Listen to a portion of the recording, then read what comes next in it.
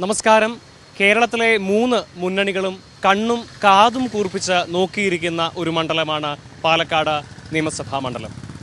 പാലക്കാട് നിയമസഭാ മണ്ഡലത്തിൽ ആദ്യ ഫലസൂചനകൾ പുറത്തു വരുമ്പോൾ തപാൽ വോട്ടുകളും സർവീസ് വോട്ടുകളും വീട്ടുവോട്ടുകളും എണ്ണി പൂർത്തിയാക്കുമ്പോൾ നേരിയ ലീഡ് BJPക്കുണ്ട്.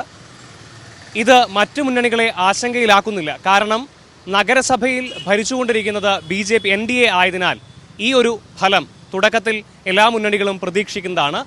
എന്നാൽ NDA പ്രവർത്തകരെ ആശങ്കയിലാക്കുന്ന ഒരു ചെറിയ ഘടകം പോയ തിരഞ്ഞെടുപ്പിൽ അവർക്കുണ്ടായിരുന്ന ലീഡ് നിലനിർത്താൻ ഇത്തവണ അവർക്ക് സാധിക്കുന്നില്ല എന്നുള്ളതാണ്.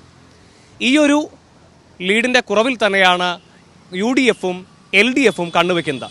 നിലവിലെ ഫലങ്ങൾ പുറത്തു വരുമ്പോൾ 2ാം സ്ഥാനത്ത് UDF സ്ഥാനാർത്ഥി രാഹുൽ മാങ്കൂട്ടത്തിലാണ്. 3ാമതാണ് LDFിൻ്റെ സ്വതന്ത്ര സ്ഥാനാർത്ഥി അഡ്വക്കേറ്റ് സരിൻ നിൽക്കുന്നത്. അതിനാൽ തന്നെ ഈ ഒരു ലീഡിലുള്ള BJPയുടെ NDAയുടെ ഈ ഒരു ലീഡിലുള്ള കുറവ് ഭാവിയിൽ തങ്ങൾക്ക് തുടർന്നുള്ള ഫലസൂചനകൾ വരുമ്പോൾ തങ്ങൾക്ക് മുൻതൂക്കം നൽകുന്നതാണ് എന്നാണ് UDF ക്യാമ്പ് പ്രതീക്ഷിക്കുന്നത്. അതിനാൽ തന്നെ നിലവിൽ NDAക്ക് ലീഡുണ്ടെങ്കിലും UDF പ്രവർത്തകരുടെ ആത്മവിശ്വാസത്തിന് യാതൊരു കുറവും സംഭവിക്കുന്നില്ല എന്ന് വേണം നമ്മൾ മനസ്സിലാക്കാൻ.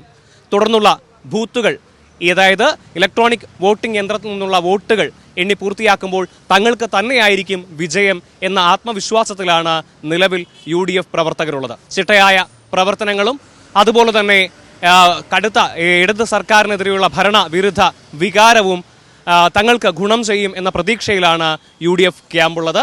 അതുപോലെ തന്നെ ന്യൂനപക്ഷങ്ങളുടെ വോട്ട് തങ്ങൾക്ക് ഏകീകരിക്കപ്പെടുമെന്നും അവർ വിശ്വസിക്കുന്നു.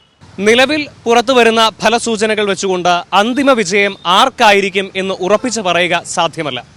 3 മുന്നണികളും കനത്ത വിജയ പ്രതീക്ഷയിൽ തന്നെയാണ് ഇപ്പോഴുമുള്ളത്. പാലക്കാട് നിന്നും ക്യാമറമാൻ നിത്യാനന്ദനോടൊപ്പം നിഖിൽ കക്കാടത്ത്, മറുനാടൻ മലയാളി.